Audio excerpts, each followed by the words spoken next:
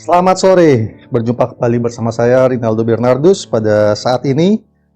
Sambil kita akan menyongsong hari Sabat kita yang akan sebentar lagi kita masuk, izinkan saya untuk membagikan firman Tuhan. Pada saat ini yang ingin saya bagikan berjudul Kasih yang Melampaui Tahta.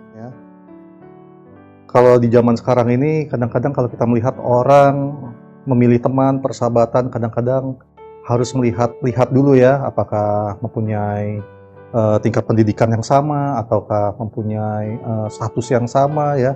Kadang-kadang orang memilih seperti itu. Tetapi ada sebuah kisah yang luar biasa yang ingin saya sampaikan pada saat ini tentang seseorang yang bernama, pasti saudara-saudara semua sudah mengetahuinya, ini terdapat kisahnya dalam Alkitab ya. Tentang Yonatan ya.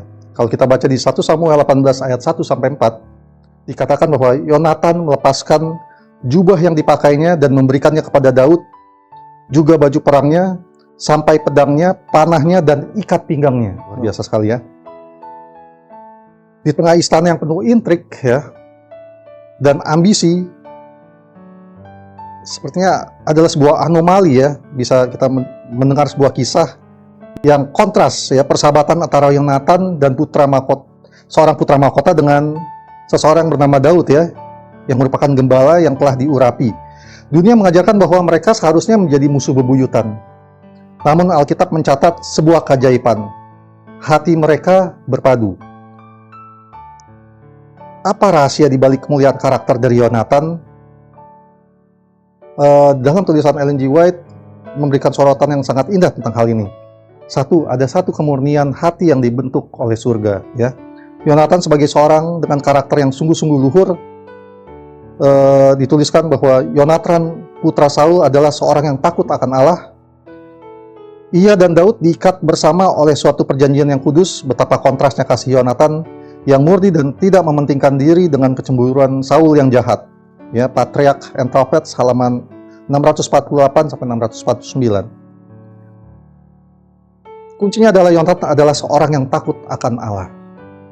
Ini adalah fondasi yang membuatnya mampu mengasihi tanpa rasa terancam. Ia tidak membangun identitasnya di atas tahta atau pengakuan manusia. Identitasnya berakar pada hubungan dengan Tuhan. Oleh karena itu, ketika Daud diurapi serta dipuji ya, dilulukan kalau kita tahu ceritanya, ia tidak merasa berkurang. Hatinya telah lebih dulu terpikat oleh surga, sehingga ia bebas dari belenggu iri hati. Tindakan pelepasan jubah, sebuah penyerahan diri yang utuh. Tindakan Yonatan melepaskan jubah kebesarannya dan memberikannya kepada Daud bukanlah sekedar isyarat budaya, itu adalah deklarasi rohani. Ia secara sadar merelakan haknya atas mahkota Israel. Ia mengakui panggilan ilahi atas sahabatnya itu. Dikatakan juga di dalam kutipan The Spirit of Prophecy, dikatakan bahwa di dalam diri Daud, Yonatan melihat seseorang yang dipilih oleh Allah untuk menjadi penguasa Israel, tetapi pemandangan ini tidak menimbulkan iri hati atau membuatnya menjauh. Ia menerima Daud sebagai seorang yang lebih tinggi dari dirinya sendiri. Yonatan rela melepaskan tahta Israel bagi persahabatannya. Ini adalah sebuah pengosongan diri yang radikal. Di zaman yang mengajarkan kita untuk naikkan levelmu dan perjuangkan hakmu, Yonatan menunjukkan jalan salib, merelakan menurunkan diri, mendukung orang lain yang dipilih Allah. Bahkan jika itu berarti kita menjadi yang kedua. Bukankah ini cerminan dari dia yang mengosongkan dirinya sendiri? Filipi 2 ayat 7. Setia di tengah konflik yang menyakitkan. Persahabatan ini diuji ya, juga dengan berat ya, karena kita tahu Saul ayah Yonatan berubah menjadi seseorang yang menjadi musuh dari Daud ya, yang kita tahu ya dalam ceritanya. Dan bahkan Yonatan berada dalam posisi yang sangat sulit antara kasih kepada ayahnya dan juga kesetiaannya kepada sahabatnya, yang juga adalah pilihan Allah. Ellen G. White menggambarkan kualitas karakter Yonatan dalam ujian ini ya, di dalam tulisannya Testimonies for the Church volume 4 halaman 83 dan 84 dikatakan bahwa sekalipun Yonatan adalah putra seorang raja dan diakui sebagai pewaris tahta, ia mengetahui dan menerima kenyataan bahwa Daud dipilih oleh Allah untuk mendudukinya. Ia memperlakukan Daud dengan kelembutan dan kasih yang tidak mementingkan diri. Kesetiaan Yonatan kepada sahabatnya ini semakin cemerlang karena kontrasnya dengan kegelapan dan keganasan roh jahat yang menguasai Saul. Yonatan adalah salah satu karakter paling mulia yang pernah ada. Jadi dalam situasi yang bisa membuatnya pahit atau berkompromi, Yonatan memilih cahaya. Ia tidak membiarkan kegelapan ayahnya menular kepadanya. Ia berdiri kepada kebenaran hati yang lembut. Ini adalah keberanian sejati, bukan keberanian melawan musuh di medan perang, tetapi keberanian untuk tetap mengasihi dan setia di tengah tekanan relasi yang paling rumit sekalipun.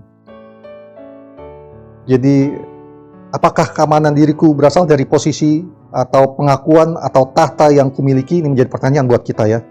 Ataukah seperti Yonatan, aku menemukan keamananku dalam takut akan Allah, sehingga aku bisa sungguh-sungguh bersukacita ketika orang lain ditinggikan. Adakah jubah yang perlu kulepaskan hari ini? Mungkin jubah ambisi yang sah, jubah hak untuk diakui, atau jubah gengsi yang menghalangi aku untuk mendukung sepenuh hati mereka yang Tuhan pilih di sekitarku. Ya, itu menjadi pertanyaan buat kita masing-masing ya. Dan apakah, pertanyaan juga buat kita, apakah aku tetap memilih setia dan mengasihi bahkan ketika situasi di sekitarku gelap dan penuh konflik? Seperti Yonatan yang tidak tercemar oleh roh jahat yang menguasai Saul, kita pun dipanggil untuk menjadi terang yang kontras di tengah keluarga atau di tengah lingkungan sekitar kita ya, tempat kerja kita atau komunitas kita yang mungkin dipenuhi oleh roh persaingan dan iri hati. Demikianlah renungan singkat yang saya bawakan. Semoga ini bisa menjadi cerminan yang bisa kita lihat ya, bahwa apakah kita bisa merelakan ya seseorang tetap kita kasihi menjadi sahabat kita, walaupun ada banyak gosip miring, tetapi kita tahu bahwa memang dia pantas untuk berada di tempat tersebut. Kita tidak menjadi lawannya, tapi justru kita mendukung dia ya.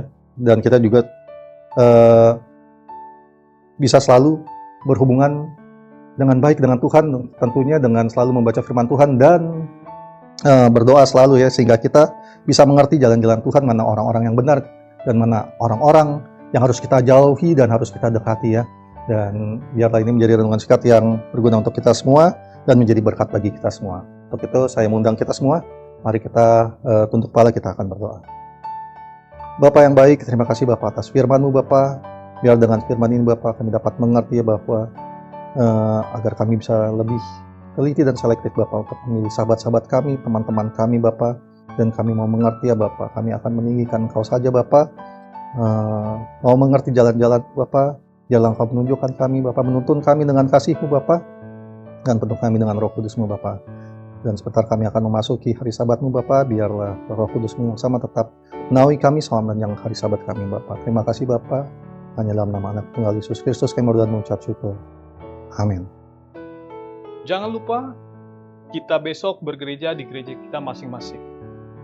Bagi sahabat-sahabat EHM yang rindu untuk bergabung bersama kami mengundang untuk hadir beribadah di Jalan Pemuda nomor 47C, Depok. Demikianlah kabaran yang boleh kami sampaikan pada sore hari ini. Tuhan Yesus memberkati.